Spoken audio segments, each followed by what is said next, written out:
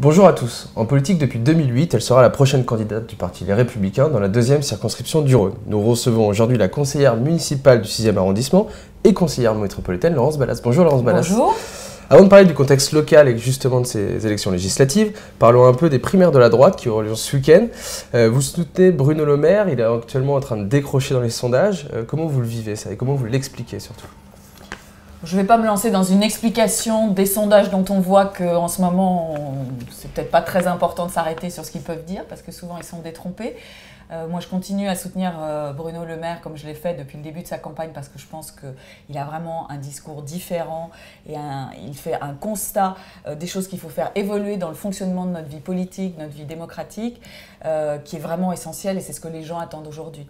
Donc moi, je continue à le soutenir. On va voir ce qui se passe. En tout cas, j'encourage tous les gens qui se sentent concernés pour aller voter et de faire un vote positif au premier tour de ces primaires, quels qu'ils soient, et non pas un vote par défaut comme on essaye parfois de leur faire faire. Bruno Le Maire se dit candidat du renouveau. Comment ça se fait que ce renouveau ne fonctionne pas alors qu'on voit justement que les citoyens attendent pourtant ce renouveau ?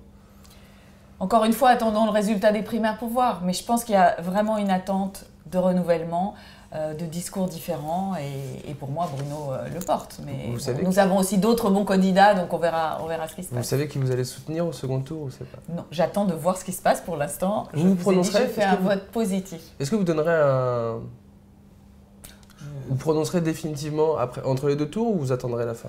J'attends la semaine prochaine pour vous dire Très bien. quelle sera ma décision. On va rebasculer justement sur ce qu'on disait sur les élections locales qui vont arriver. Donc il va y avoir des élections législatives après les présidentielles en 2017. Vous êtes candidat sur la deuxième circonscription, alors qui regroupe, c'est une circonscription avec beaucoup de territoires différents. Il y a le premier, le quatrième, le deuxième qui va jusqu'à Perrache à peu près, et puis le 9e arrondissement sur la Duchère. La Duchère, Saint-Rambert et une partie de Vèze. Exactement. C'est pas vraiment votre territoire, pourtant vous êtes élu du 6e. Alors ça, c'est justement ce genre de remarques, si vous voulez, c'est pas contre vous que je l'ai dit, mais entretient ce sentiment des habitants, des citoyens, de microcosme, d'entre-soi des politiques. Moi, je suis élue de la ville de Lyon, alors au départ élue du 6e, mais je suis élue de la ville de Lyon et j'ai toujours travaillé... Vous savez que vos adversaires vont vous le dire. Oui, mais ça, c'est ridicule. C'est pas parce qu'on traverse le Rhône qu'on est parachuté. J'ai toujours travaillé sur des sujets qui concernent tous les habitants de la ville de Lyon. Je n'ai jamais été le porte-parole du 6e. Quand je travaille sur les questions de fiscalité, de gestion de la ville de Lyon, je m'adresse à tous les citoyens. Et souvent, je suis même intervenue sur des sujets qui concernaient cette circonscription. Quand je parle des halles de la Martinière, de la sécurité dans le bas des pentes, de la Villa Gilet, des subsistances, on en a parlé beaucoup dans le domaine culturel l'année dernière, de l'internat Fabre en son temps. Je parle aussi aux habitants de cette circonscription et encore une fois, je parle à tous les Lyonnais. Et voilà, c'est ça qui est important. Quand vous parlez à des habitants de cette circonscription, d'abord, il faut qu'ils sachent le contour exact de la circonscription et ils ne regardent pas là où les candidats habitent. En fait, ce qui est important, c'est l'action qu'ils ont sur leur territoire. Sur votre circonscription, il y a Denis Broliquier aussi, qui est maire du 2e arrondissement. Il y a des élections là, justement, il y a ces primaires de la droite qui arrivent, des cartes qui pourraient être rebattues avec des accords UDI. Est-ce que la candidature de Denis Broliquier peut vous inquiéter au sein des Républicains ? Alors Denis Broliquier ne fait pas partie des Républicains, donc non, moi pour l'instant... Il y a des candidats UDI qui vont sûrement être investis. Bien sûr, au niveau national, il y aura certainement des discussions. Moi ce que je sais, c'est que j'ai été investie à l'unanimité par mon parti Les Républicains, donc je n'ai pas pour le moment de raison objective de penser que ça puisse changer. Après, il y aura certainement des discussions au niveau national. Il y a des circonscriptions qui ont été réservées dans ce but. Ça n'est pas le cas de cette circonscription. Donc voilà, moi je pense que je peux correspondre à une attente, être à même de rassembler sur cette circonscription. Voilà, ce que je souhaite, c'est pouvoir continuer, parler des sujets qui intéressent les habitants de la circonscription et avancer. Et je pense que voilà, c'est ça qui est important. On va en parler. Avant de parler de ça, vous allez sûrement aussi vous retrouver face à Hubert-Julien Laferrière, Nathalie Perrin-Gilbert, qui sont des personnalités qui sont depuis longtemps dans le paysage lyonnais, surtout pour Hubert-Julien Laferrière. Tous les trois. Vous êtes depuis moins longtemps, vous êtes arrivé en 2008 à Lyon. Est-ce que vous êtes prêt à ferrailler, à aller à la bataille contre ces gens-là ? Mais justement, c'est là que je veux montrer ma différence.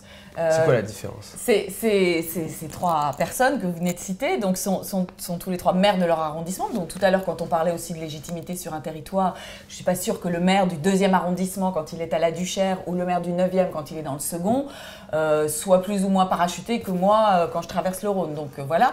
Ils sont élus maires, ils sont élus depuis la fin des années 90, ils sont maires depuis 2001 pour 2 d'entre eux, 2003 pour le 3e. Donc ce sont vraiment... c'est devenu leur métier, la politique. Pour moi, la politique n'est pas un métier, c'est un engagement et c'est ça qui, je pense, est différent. C'est ça qu'attendent aussi les habitants, les citoyens aujourd'hui. Donc c'est ça aussi ma différence, c'est que je parle aux habitants des sujets qui les intéressent, qui les concernent et je ne fais pas partie de ce microcosme politique. On va parler justement de votre campagne. Après une courte interruption, on doit dire au revoir aux téléspectateurs de TLM. Si vous voulez voir la suite de cet entretien, ça sera sur YouTube, sur le site de Lyon Capitale. Merci de nous avoir suivis. On est toujours ensemble.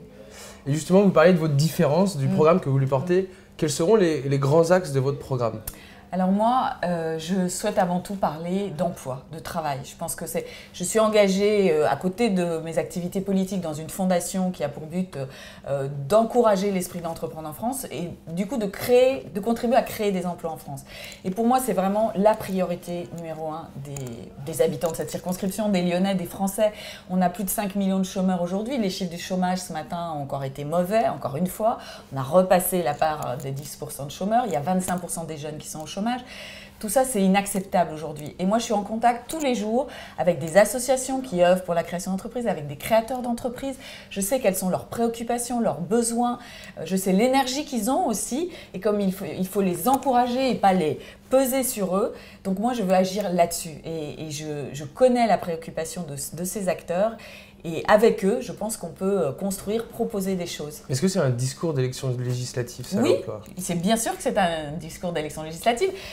Les élections législatives sont pour élire des députés. Les députés, ce sont eux qui font les lois ou qui contrôlent la mise en place des lois. Et les lois, les règles, les normes, c'est tout ce qui aujourd'hui pèse sur le dynamisme des entreprises, des associations aussi, qui fait qu'on a un millefeuille territorial très complexe, une fiscalité illisible. Tout ça, en tant que parlementaire, je pourrais agir là-dessus. Vous, foncièrement, quelles sont les propositions justement sur la fiscalité, la baisse des normes que vous pouvez faire? Qu'est-ce que vous voulez porter? C'est évident déjà pour les entreprises, il faut leur simplifier la vie.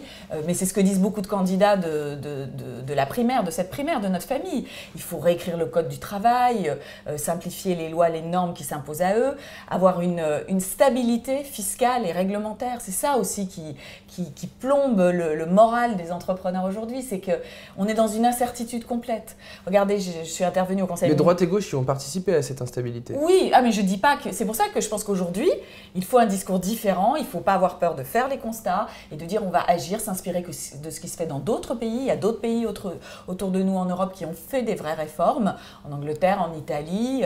Et donc, il faut expérimenter des nouvelles choses. Ce qu'on a fait, ça ne marche pas. Le traitement social du chômage, ça ne marche pas. Les emplois aidés dans la fonction publique, acheter des rames de TGV pour éviter 400 licenciements chez Alstom, c'est pas ça qu'il faut faire aujourd'hui. Il faut faire autrement et il faut libérer les énergies dans notre économie. Les gens demandent aussi de la protection en dehors du travail. Il faut aussi de la protection, mais c'est là que les législateurs ont quelque chose d'important à faire. Notre monde du travail, il évolue très vite.